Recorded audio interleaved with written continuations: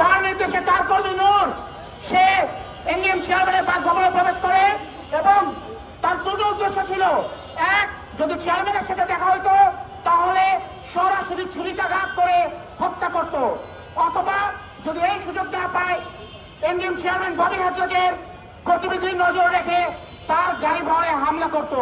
এটা ছিল এস আলমের টাকায় খুনি হাসিনার নির্দেশে নিষিদ্ধ ছাত্রলীগের আজকের কর্মসূচি।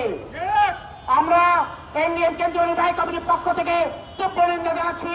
ইতিমধ্যে বাংলাদেশ জাতীয়তাবাদী দল বিএনপি, ভারত দলীয় জোট, জাতীয়তাবাদী সমমনা জোট, গণ অধিকার পরিষদ, বাংলাদেশ লেবার পার্টির জাপ্পা সহ যুগপৎ আন্দোলনের শহীদ দলরা, ইসলামী ঐক্য জোট সহ আরো অনেকে নিন্দা জানিয়েছেন। আমরা তাদের প্রতি কৃতজ্ঞতা জানাচ্ছি। আজকে আমাদের এই মশাল মিছিল কর্মসূচি শেষে আমরা গুলশান থানায় যে হাসিনার দোসর ওবায়দুল কাদের, জাহাঙ্গীর কবির নানক, মোহাম্মদ আরাফাত, মহিবুল আলম চৌধুরী নওফেল সহ পতিত ছাত্রলীগের, নিষিদ্ধ ছাত্রলীগের সভাপতি সেক্রেটারি এস আলম এবং যে সমস্ত ব্যবসায়ীরা বাংলাদেশকে অস্থিতিশীল করতে একের পর এক হামলা পরিকল্পনা করছে জুলাই যোদ্ধাদের উপর, তাদের বিরুদ্ধে মামলা করব। আমরা বিশ্বাস করি বর্তমান অন্তর্বর্তী সরকার তার দায়িত্ব ভুলে যাবে না, তার শপথ ভুলে যাবে না। হাজারো শহীদের রক্তের বিনিময়ে যে সরকার যে শপথ নিয়েছে একটি গণতান্ত্রিক প্রক্রিয়ায় নির্বাচনের মাধ্যমে গণতান্ত্রিক সরকারের কাছে ক্ষমতা হস্তান্তরের যে শপথ অন্তর্বর্তী সরকার নিয়েছে, সেই শপথ থেকে তারা পিছু হবে না। আপনারা জানেন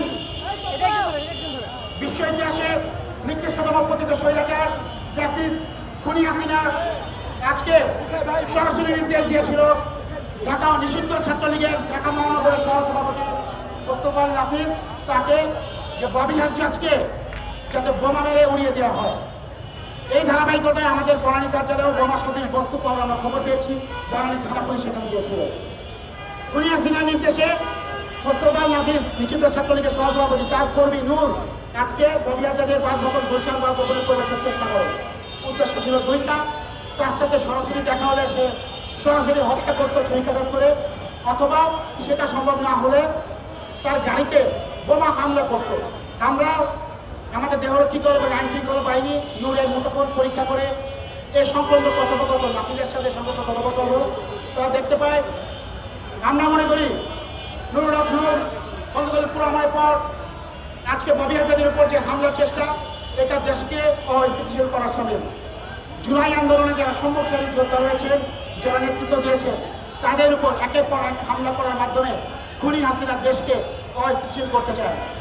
বাংলাদেশ থেকে টাকা লুটপাটকারী এস আলমের অর্থায়নে নানক, আরাফাত, আসাদুজ্জামান খান কামাল এরা বিদেশে বসে, সব নৌফলে রয়েছে, এরা বিদেশে বসে তৃণমূলের যারা এখন আওয়ামী লীগ দোসররা রয়েছে প্রশাসনের ভিতরে এবং আওয়ামী লীগের নেতাকর্মী, তাদেরকে অর্থায়ন করছে এই অস্থিতিশীল করার জন্য। আপনারা হাইকোর্টে যেয়ে দেখেন, কোর্টে খোঁজ নেন, অনেক আসামি, আওয়ামী লীগের অনেক আসামি ইতিমধ্যে জামিনে বের হয়ে গেছে। তারা দেশকে এমন জায়গায় নিয়ে যেতে চায় যাতে নির্বাচন না হতে পারে, নির্বাচনের পরিবেশকে ঘোলা করতে চায়। আমরা যারা নির্বাচন নিয়ে নানা ষড়যন্ত্র করছে, নির্বাচনে অংশগ্রহণ নিয়ে যেসব রাজনৈতিক দল এখন শর্ত দিচ্ছে, আমরা তাদের মধ্যে অনুরোধ করবো, আপনারা যদি এই আওয়ামী ফ্যাসিবাদের দোষদেরকে সহযোগিতা করেন আপনাদের কর্মকাণ্ডের মাধ্যমে, তাহলে কিন্তু কেউ রক্ষা পাবে না। আমরা খুনি হাসিনা সহ আওয়ামী লীগের প্রত্যেকের বিচার চাই। গ্রামে একেবারে ওয়ার্ড পর্যায়ে যারা লুকিয়ে রয়েছে তাদেরকেও আইনের আওতায় আনতে হবে। আমরা আজকে এখানে মশাল মিছিল এবং অবস্থান কর্মসূচি নিয়েছিলাম। প্রশাসন আমাদেরকে প্রাথমিক আশ্বাস দিয়েছে তারা আওয়ামী লীগের বিরুদ্ধে আরও কঠোর হবে, এই ঘটনার তদন্ত হবে। এই প্রেক্ষিতে আমরা এখন গুলশান থানায় যাচ্ছি মামলা করার উদ্দেশ্যে, এবং প্রশাসনের প্রাথমিক আশ্বাসের প্রেক্ষিতে আজকের এই অবস্থান কর্মসূচি এখানে আজকে সমাপ্ত করছি। আমরা দেখতে পাচ্ছি সামনে থেকে নেতৃত্ব দিয়েছে শেখ হাসিনাকে দেশ থেকে বিতাড়িত করতে বাধ্য করেছে। তার মধ্যে অন্যতম ছিল এনডিএমের চেয়ারম্যান জোরদা ববি হাজ্জাজ। খুনি শেখ হাসিনার আত্মীয় টিমকে মন্ত্রিত্ব ছাড়া করেছে এনডিএমের চেয়ারম্যান ববি হাজ্জাজ। সেই রুশনের কারণে আজকে ববি হাজ্জাজের উপরে হামলা করার চেষ্টা করছে। সেই হামলার প্রতিবাদে আমরা মশাল মিছিল আয়োজন করেছি। আমরা এই মুহূর্তে সুস্পষ্ট কিছু দেখতে যাচ্ছি। আমরা সকাল থেকে সরকার যেরকম 1-1.5 বছর ধরে ঢিলাঢালা তাদের ঢিলেঢালা অ্যাকশন দেখা যাচ্ছে, সেটাই কন্টিনিউ করে যাচ্ছেন।